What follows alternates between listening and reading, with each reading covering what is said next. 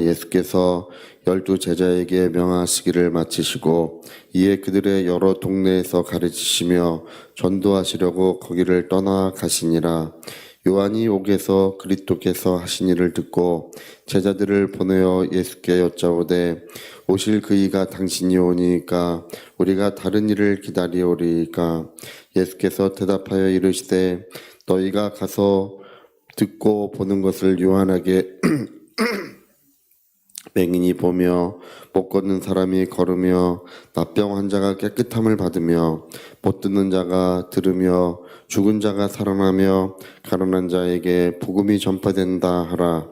누구든지 나로 말미암아 실족하지 아니하는 자는 복이 있도다 하시니라. 아멘. 네, 이 세례 요한은 예수님과 이제 인척 관계에 있습니다. 가까운 그 관계에 있는데 예수님보다 6개월 먼저 잉태가 됐어요. 이제 제사장 가문이었고, 그래서 이 세례 요한의 그 증언에 의하면 나를 보내어 이제 말씀을 증거하라고 하신 이가 이렇게 하면서 그 세례 요한이 어느 시점인지 모르지만 하나님께서 나타나셔서 빈들에 가서 말씀을 증거하라 이렇게 하셨던 것 같아요. 그래서 세례를 주면서 이 말씀을 증거했던 사람, 왕이 오시는 길을 예비했던 사람, 여러분 대통령이나 이 왕이 가는 길은 먼저 가서 준비하는 사람이 꼭 있어야 돼요. 이제 그 경호도 해야 되고, 그리고 모든 것을 미리 협의를 해야 돼요. 미리 다 협의가 되고 경호가 안전하게 되면 준비하는 사람들이 먼저 가서 다 준비가 되면 그제서나 이제 왕이나 대통령이나 이런 분들은 그제서 가는 거예요. 그냥 가지 않아요.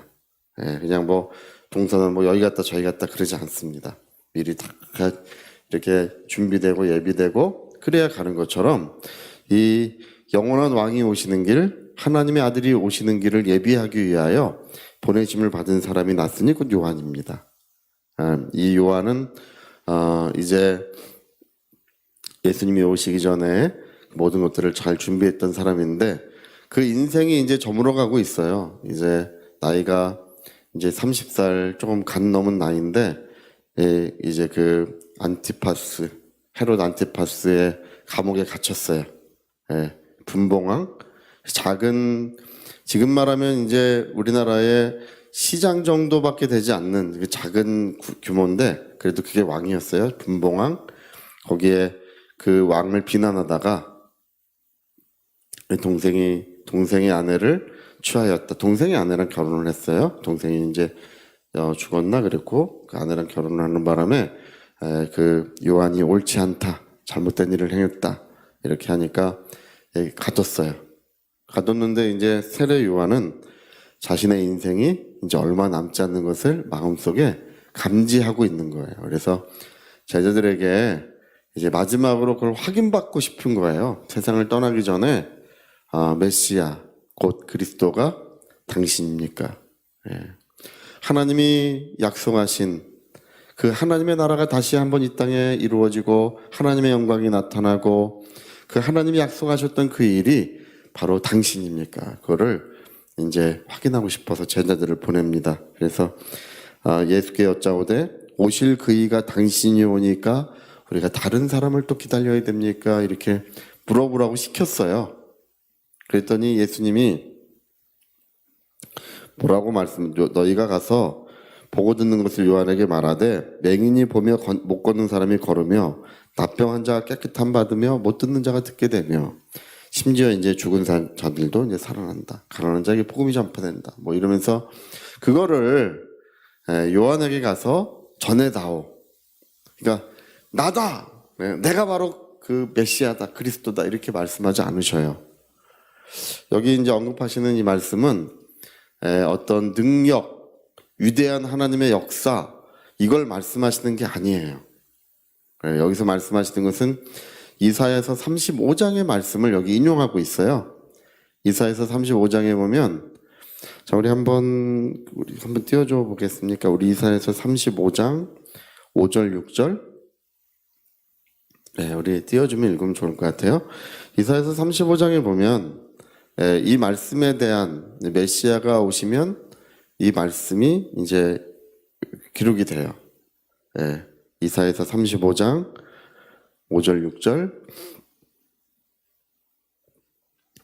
자, 한번 그 4절은 이제 뭐냐면 그리스도가 오신다는 거예요. 하나님이 너희 가운데 오시면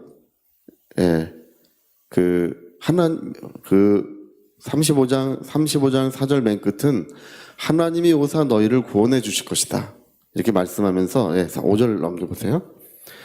같이 한번 읽어볼까요? 그때에 맹인의 눈이 밝을 것이며 못 듣는 사람의 귀가 열릴 것이며 6절도 한번 읽어볼까요?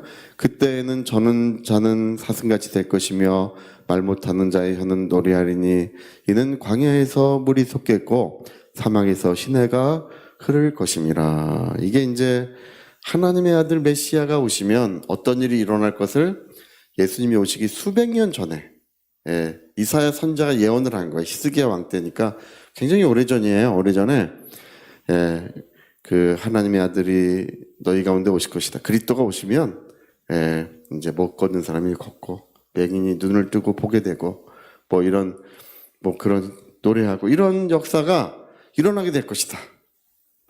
근데 여러분 창조 이후로 사람들은 그런 광경을 본 적이 없어요. 모든 그 소경들이 눈을 다 뜨고 젖는 사람들이 걷게 되고 문둥병자가 깨끗하게 되고 이런 일을 행했던 사람은 한 사람도 없어요. 근데 이사야가 그 일을 예언할 때만 해도 이제 묵시문학으로 보는 거예요. 이것을 묵시문학, 이제 뭔가 우리가 알지 못하는 어떤 신비로운 이야기이지 그게 문자 그대로 그것이 이루어질 거라고는 생각 안 하는 거예요. 근데 예수님은 오셔가지고 공생애를 시작하실 때부터 병든 사람을 치유하기 시작하십니다.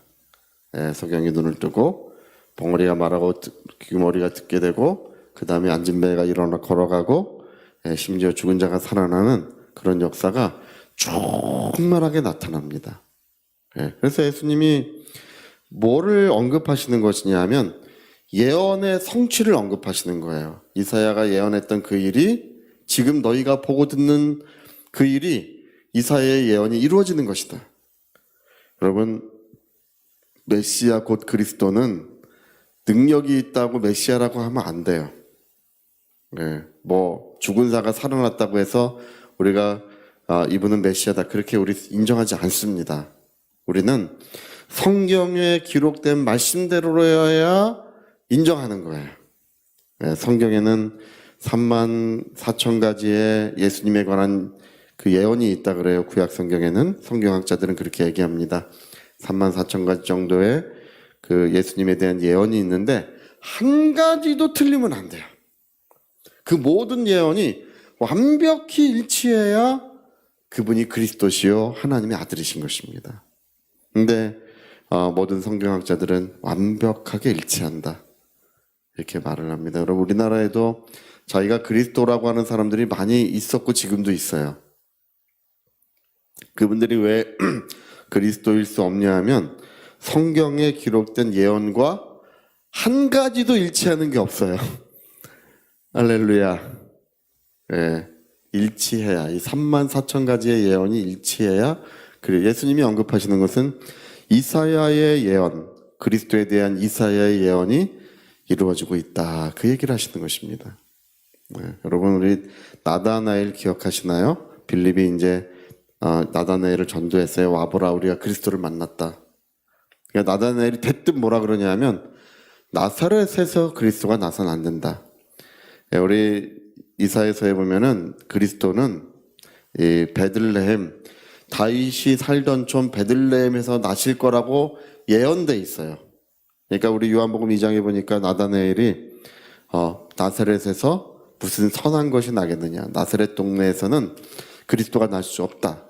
나사렛에서부터 오셨다고 하니까 그는 그리스도가 아니다. 딱 아주 그냥 단박에 그거를 딱 거절해요.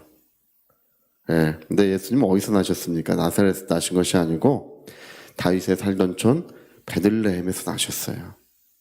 호적하러 갔다가 이제 마리아가 호적하러 갔다. 여러분, 말구유에 누인 예수님 이렇게만 생각하지만 베들레헴 동네예요. 거기서 나셨어요. 우리나라에 있는 내가 그리스도라고 주장하는 사람들은 왜 그리스도가 될 수 없냐면 뭐 강원도에서 나고 경기도에서 나고 예. 이 출생 자체가 안 되는 거예요. 네. 아브라함의 자손이어야 되는데 뭐 단군의 자손이라고 하고 이러니까 안 되는 거예요. 예. 그러니까 우리가 이 예수님이 나다니엘이 이제 예수님 앞에 나올 때 예수님 뭐라고 말씀하시는 거 아니? 예. 이렇게 오셔요. 나다니엘이 이렇게 오는데 그를 보시자마자 대뜸 얘기하시는 것이 이는 참 이스라엘 사람이다. 그 속에 간사한 것이 없도다. 이렇게 말씀하십니다. 이 사람은 모든 것을 판단할 때 하나님의 말씀에 의하여 판단하는 사람. 늘 하나님의 말씀을 묵상하고 그 말씀에 따라 사는 사람이라서 그 간사한 것이 없다. 이렇게 말씀하시는 것입니다. 이거 어떻게 나를 아시나이까? 주여 어떻게 나를 아십니까? 내가 무화과 나무 아래 있을 때 너를 보았노라. 네. 주여 내가 당신은 하나님의 아들이시며 당신은 그리스도이십니다. 이게 대뜸 얘기해요. 그러니까 내가 믿느냐?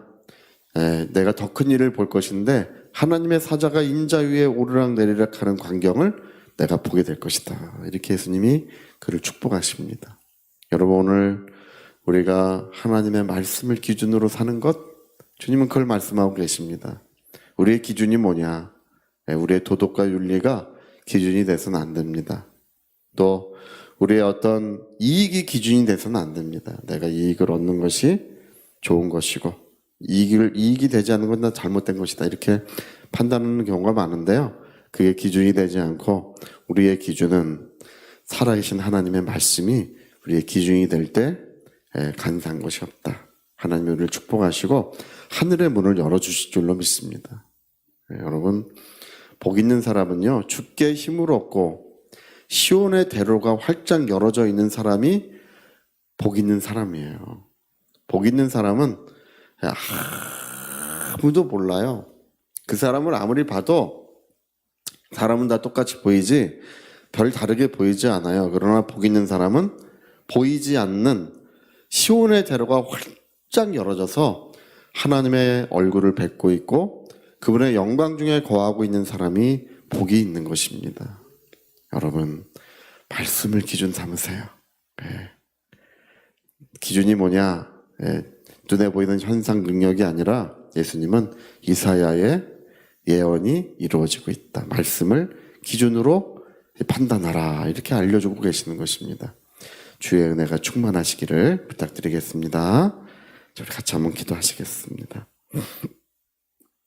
우리 한번 기도하실 때 하나님 내 영혼에 진리의 말씀, 생명의 말씀을 주셨으니 내가 말씀으로 살게 도와주십시오. 말씀을 따라 우리가 모든 것을 바라보고 은혜를 누릴 수 있도록 위하여 기도하시겠습니다.